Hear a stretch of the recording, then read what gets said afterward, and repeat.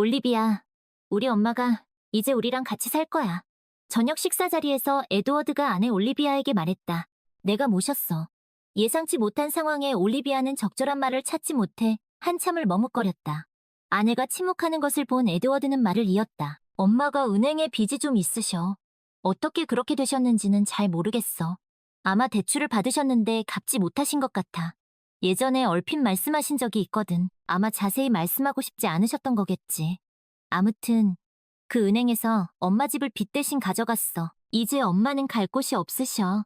올리비아는 남편에게 당연한 질문을 던졌다. 에드워드, 당신 어머니께 우리랑 같이 살자고 하기 전에 왜 나랑 상의하지 않았어? 내가 당신한테는 아무것도 아니야? 아니야, 여보. 절대 아니야. 그냥 당신이 동의하지 않을 걸 미리 알고 있었어.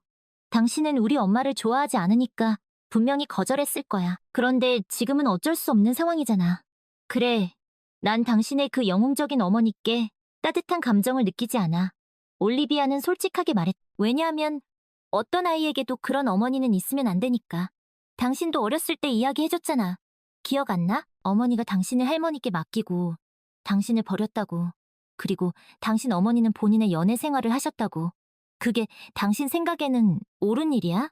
에드워드의 표정이 굳어졌다. 하지만 그건 옛날 일이잖아. 올리비아, 상관없어. 그건 당신 어머니가 어떤 사람인지 아주 잘 보여주는 거야.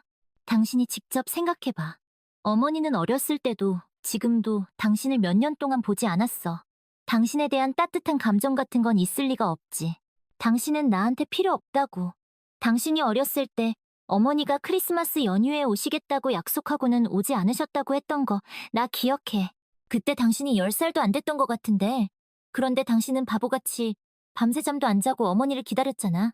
나라면 절대 그런 걸 용서하지 않았을 거야. 진짜 어머니라면 아들을 그렇게 버리지 않아. 그리고 당신 어머니는 기분 나빠하지 말고 들어. 그냥 얹혀 사는 사람이야. 이 말에 에드워드는 미간을 찌푸렸다. 그 말이 몹시 듣기 거슬렸기 때문이다. 올리비아, 우리는 모두 사람이야. 그리고 사람은 누구나 실수할 수 있어. 그래, 엄마가 실수를 많이 하셨지. 하지만 누가 실수를 안 하고 살 수 있겠어? 게다가 엄마는 나에게 유일하게 남은 가족이야. 그런데 그런 끔찍한 상황에 처하셨어. 누구에게 도움을 청해야 했겠어? 당연히 아들에게 하셔야지. 엄마가 나에게 전화해서 상황을 말씀하시고는 어떻게 해야 할지 모르겠다고 하셨어. 내가 어떻게 했어야 했어? 말해봐. 당신 어머니가 당신에게 똑같이 부탁한다고 생각해봐. 당신은 어머니를 길거리로 내쫓을 거야? 그래, 맞아. 우리 엄마라면 나는 절대 쫓아내지 않을 거야. 하지만 당신도 이해해야 해. 우리 엄마는 당신 엄마와는 달라. 진짜 어머니라면 곤란한 일이 생겼을 때만 자식을 찾는 게 아니야. 아니야, 올리비아. 미안하지만 어머니는 항상 어머니야. 그리고 제발 그런 말은 하지 말아줘. 에드워드, 나는 그냥 당신 어머니가 당신을, 그리고 나까지 이용하고, 그러고 나서 또 당신에게 상처를 줄까봐 걱정되는 것뿐이야.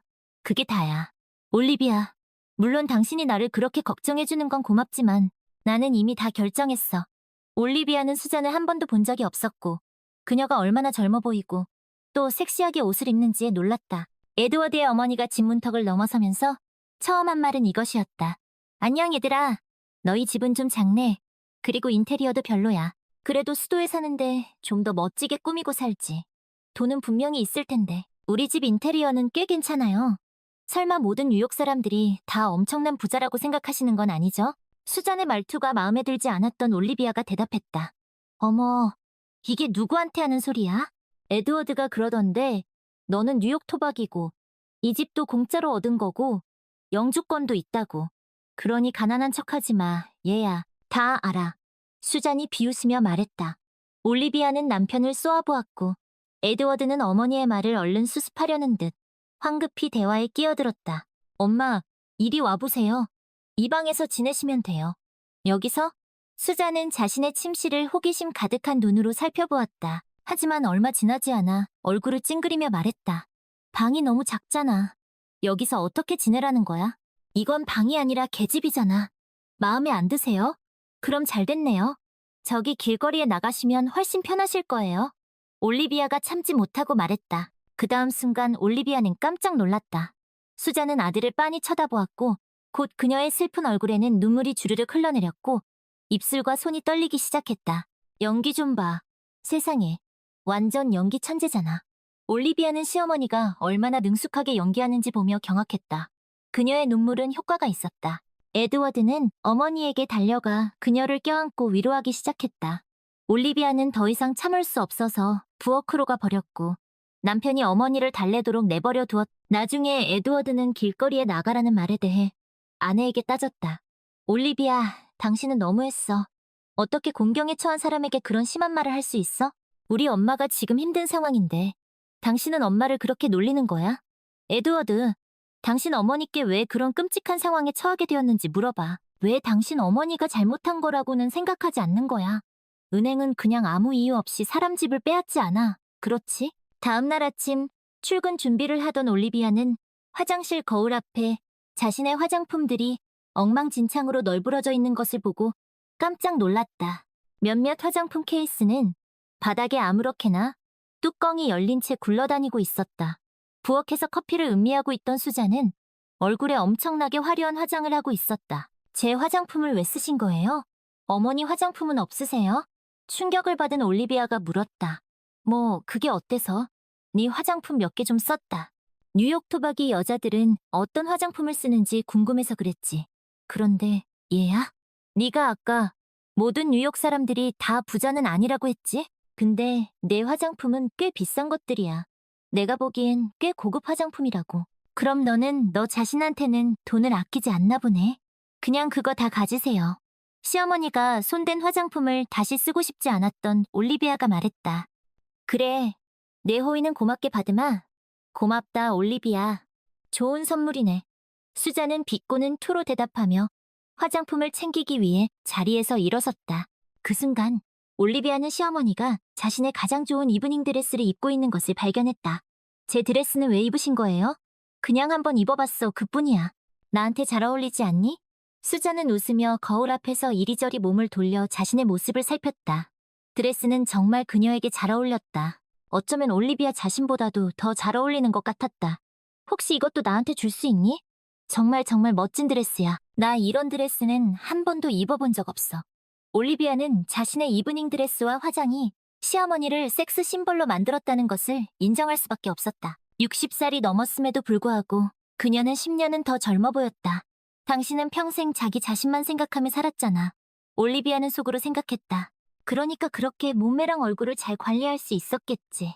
저녁에 퇴근하고 돌아온 올리비아는 옷장을 열어보고는 옷 몇 개가 없어진 것을 알았다. 수잔은 엄청나게 비싼 돈을 주고 산 유명 유럽 브랜드의 가방도 가져갔다. 올리비아는 그 가방을 사려고 최소 6개월 동안 돈을 모았다. 올리비아는 더 이상 참을 수 없었다. 그녀는 시어머니의 침실로 쳐들어갔고 시어머니가 거실에서 TV를 보고 있는 틈을 타 자신의 가방을 되찾아왔다.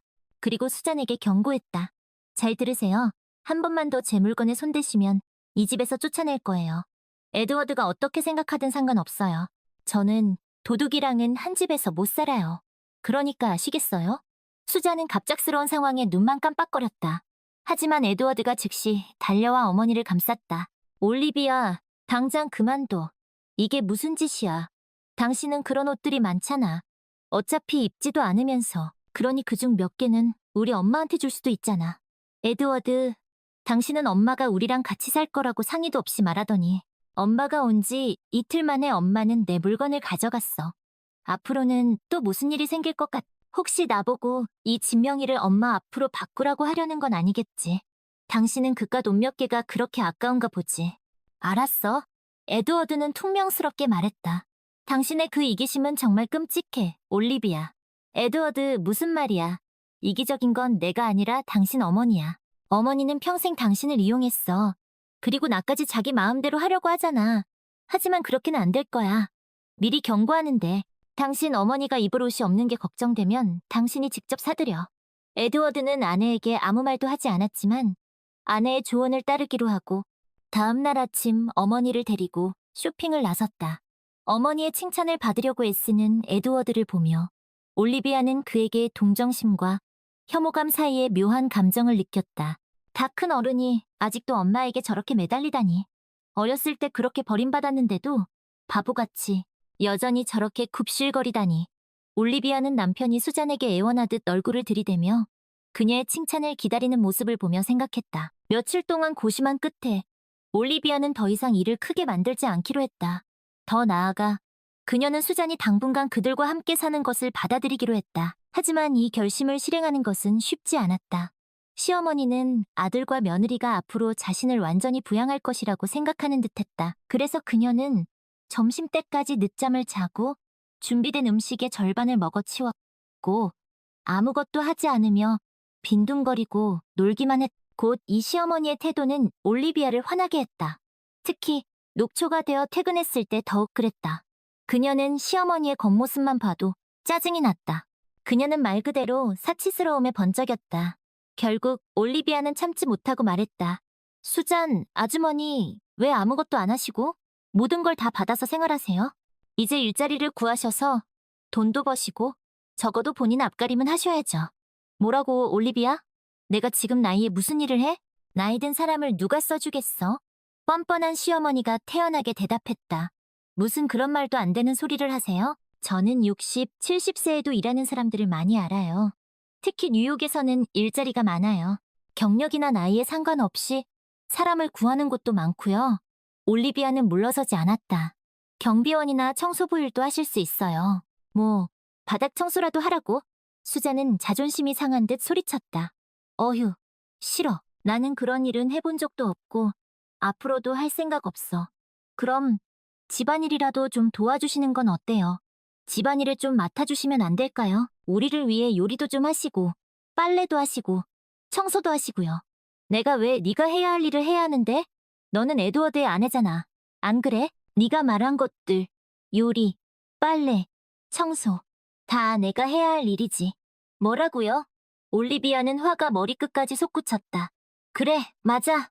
좋은 아내라면 모든 일을 척척 해내야 해. 요리도 잘하고 청소도 잘하고 시어머니도 잘 모시고 아이들도 잘 돌봐야지. 그런데 너는 에드워드에게 아이도 낳아주지 않잖아.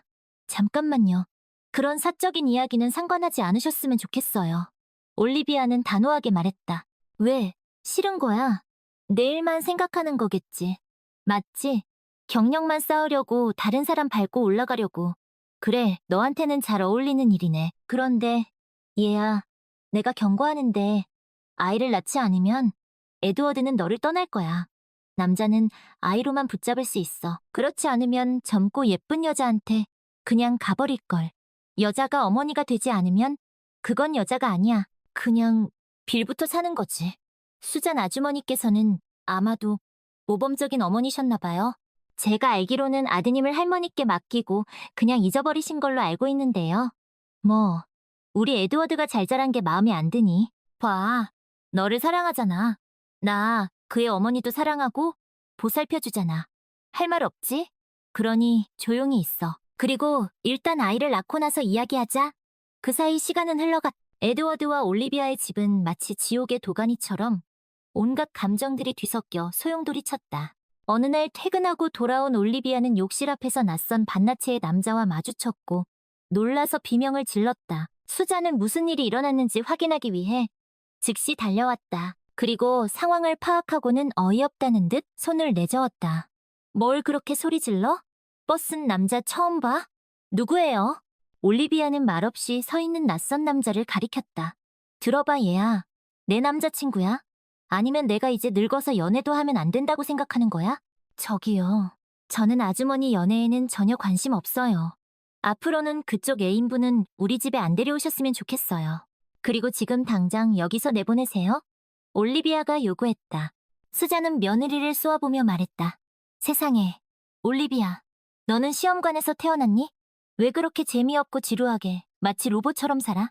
모든 게 계획대로, 열정도 없고 감정도 없고 즉흥적인 행동도 없이. 나는 그런 끔찍한 삶은 절대 못 살아. 뭐 어쩌겠어. 기어다니게 태어난 사람은 날 수 없는 법이지. 물론 저는 어떤 분들처럼 모험을 즐기지는 않죠. 옷 벗은 남자들을 주위에 두는 게 아주머니의 로맨스라면 죄송하지만 저는 그런 로맨스는 싫으네요. 이날 저녁 올리비아는 남편에게 그들의 집에서 벌어지고 있는 일에 대해 진지하게 이야기해야 했. 에드워드, 정말이야. 나는 당신 어머니의 행동을 참으려고 노력했고 어머니가 우리와 영원히 함께 살 거라는 것도 거의 받아들였어. 하지만 미안하지만 어머니의 남자친구들까지는 참을 수 없어. 당신도 생각해봐. 어머니가 남자들을 잔뜩 데려오면 우리는 그 사람들을 다 어떻게 해야 해? 잠깐만 여보. 진정해. 에드워드가 대답했다.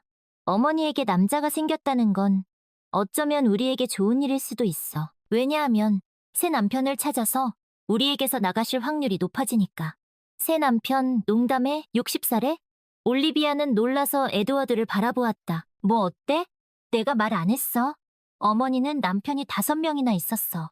5명이면 6명도 가능하지. 어머니는 아직도 정정하시고 남자들에게 인기가 많으실 거야. 남편의 말은 곧 사실로 드러났다.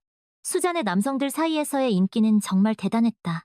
마침 올리비아 어머니의 생신이었고 수잔도 초대를 받았다. 그날 저녁 내내 수잔은 뻔뻔하게도 올리비아의 아버지에게 추파를 던졌다. 그것을 알아차리지 못하는 것은 불가능했다. 올리비아의 아버지는 놀랍게도 그녀의 행동에 넘어갔다.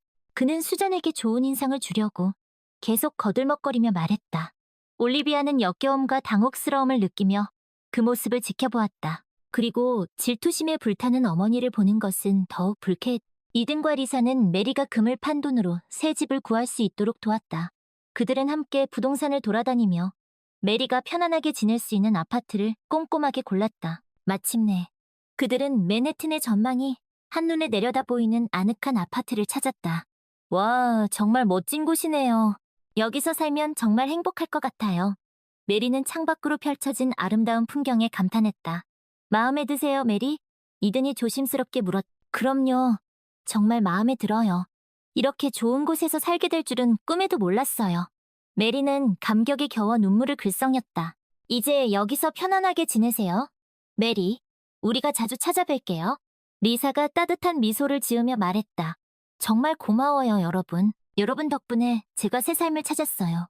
메리는 진심을 담아 감사의 인사를 전했. 그렇게 메리는 이든과 리사의 도움으로 새로운 보금자리를 찾았고 편안하고 행복한 노후를 보낼 수 있게 되었다. 한편 이든은 메리의 일을 계기로 앤더슨 과장의 비리에 대해 본격적으로 조사하기 시작했다. 그는 앤더슨 과장이 제약회사로부터 리베이트를 받고 있다는 사실을 알게 되었고 이를 증명할 수 있는 결정적인 증거를 찾아냈. 소피아, 이것 좀 봐. 앤더슨 과장이 제약회사로부터 리베이트를 받은 명백한 증거야. 이든은 흥분을 감추지 못했다. 정말 어디 한번 보자. 소피아도 이든이 찾아낸 증거를 보고 깜짝 놀랐다.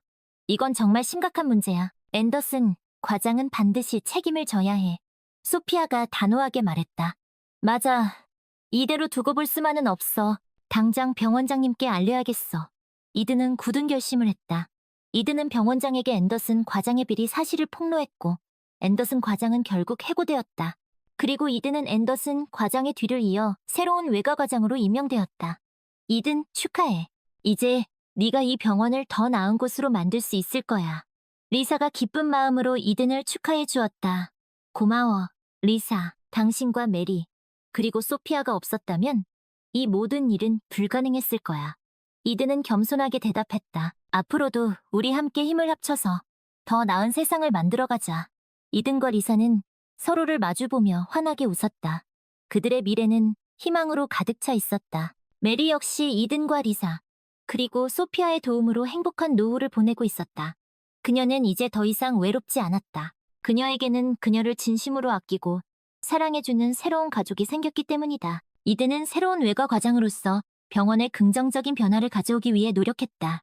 그는 모든 환자를 동등하게 대우하고 그들의 목소리에 귀 기울였다. 특히 이민자나 저소득층과 같이 사회적 약자들을 위한 의료 서비스 개선에 힘썼다. 우리는 모든 환자에게 최상의 의료 서비스를 제공해야 합니다. 그들의 출신, 배경, 경제적 능력은 중요하지 않습니다. 이든은 의사와 간호사들에게 항상 강조했다. 이든 과장님은 정말 훌륭한 분이세요. 그분 덕분에 우리 병원이 점점 더 좋아지고 있어요. 간호사들은 이든을 존경하고 따랐다. 맞아요. 저도 이든 과장님 같은 의사가 되고 싶어요. 젊은 의사들은 이든을 롤모델로 삼았다. 이든의 노력 덕분에 병원 분위기는 눈에 띄게 밝아졌다. 환자들은 더 이상 차별받지 않았고 의사와 간호사들은 더욱 사명감을 가지고 일했다. 그러던 어느 날 이든에게 반가운 손님이 찾아왔다. 바로 메리였다. 이든, 리사, 그동안 잘 지냈어요? 메리가 환한 미소를 지으며 인사했다. 메리, 이게 얼마만이에요? 그동안 잘 지내셨어요? 이든과 리사는 반가운 마음에 메리를 와락 껴안았다. 그럼요. 덕분에 아주 잘 지내고 있어요. 여기 작은 선물이라도 가져왔는데. 메리는 수줍게 웃으며 작은 상자를 내밀었다. 이게 뭐예요, 메리? 이든이 궁금한 표정으로 물었다. 별건 아니에요. 그냥 제가 직접 만든 멕시코 전통 과자예요. 두 분이 좋아하실지 모르겠네요. 메리가 조심스럽게 말했다. 와, 정말 맛있어 보여요. 고마워요, 메리. 리사가 감동한 표정으로 말했다. 천만에요. 두 분께는 항상 감사한 마음뿐이에요. 메리가 겸손하게 대답했다. 세 사람은 함께 옹기종기 모여 앉아 메리가 가져온 과자를 나눠 먹으며 즐거운 시간을 보냈다. 그런데 이든, 요즘 병원 일은 어때요? 힘들지는 않으세요? 메리가 걱정스러운 표정으로 물었다. 괜찮아요, 메리. 덕분에 잘 지내고 있어요. 오히려 그 어느 때보다 보람을 느끼고 있어요. 이든이 환하게 웃으며 대답했다. 정말 다행이네요. 두 분이 행복하게 사는 모습을 보니 저도 덩달아 행복해지는 것 같아요. 메리가 흐뭇한 미소를 지었다. 다 메리 덕분이에요. 메리가 아니었다면 저는 여전히 앤더슨 과장의 그늘 아래에서 불의에 굴복하며 살았을 거예요. 이든이 진심을 담아 말했다. 아니에요, 이든. 그건 다 당신이 용기 있고 정의로운 사람이기 때문이에요. 저는 그저 작은 도움을 드렸을 뿐이에요. 메리가 겸손하게 대답했다. 그래도 메리의 용기가 없었다면 저는 아무것도 하지 못했을 거예요. 정말 고마워요, 메리. 이든이 다시 한번 감사의 인사를 전했다. 천만에요. 우리 서로 도우며 살아가는 거죠. 메리가 따뜻한 미소를 지었다. 그렇게 이든과 리사, 그리고 메리는 서로에게 든든한 버팀목이 되어주며 행복한 나날을 보냈다. 그러던 어느 날, 이든은 병원에서 우연히 소피아와 마주쳤다. 소피아, 요즘 어떻게 지내? 통 얼굴을 보기 힘드네. 이든이 반가운 마음에 먼저 인사를 건넸다. 나야 잘 지내지. 너야말로 바빠 보인다. 소피아가 웃으며 답했다. 하하하, 그러게. 새로운 일에 적응하느라 정신이 없었어. 그래도 이제 조금씩 여유가 생기는 것 같아. 이든이 멋쩍게 웃었다. 다행이네. 네가 잘 해낼 줄 알았어. 소피아가 격려의 말을 건넸다. 고마워. 내 도움이 없었다면 불가능했을 거야. 이든이 진심을 담아 말했다. 무슨 소리야. 다 네가 잘난 덕분이지. 소피아가 손사래를 쳤다. 아무튼 앞으로도 우리 병원을 잘 부탁해. 이든. 소피아가 든든한 목소리로 말했다. 물론이지. 나만 믿으라고. 이든이 자신감 넘치는 표정으로 대답했다. 두 사람은 앞으로도 함께 힘을 합쳐 병원을 더 나은 곳으로 만들어 나가자고 다짐했다. 그리고 그들의 다짐은 헛되지 않았다. 이든과 소피아, 그리고 뜻을 함께하는 동료들 덕분에 병원은 나날이 발전해 나갔다. 그들은 모든 환자를 평등하게 대하고 그들의 아픔에 진심으로 공감했다. 또한 그들은 끊임없이 연구하고 노력하여 환자들에게 더 나은 의료 서비스를 제공하기 위해 최선을 다했다. 그 결과 병원은 뉴욕에서 가장 신뢰받는 병원 중 하나로 자리매김하게 되었다. 그리고 이 모든 것은 이든과 메리의 우연한 만남에서 시작된 기적과도 같은 변화였다. 시간이 흘러 이든과 리사는 아이를 갖게 되었다. 그 소식은 메리에게도 큰 기쁨이었다. 정말 축하해요, 이든, 리사.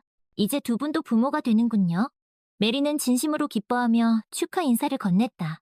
고마워요, 메리. 메리도 우리 아이에게는 할머니나 다름없어요. 이든이 따뜻한 미소를 지으며 말했다.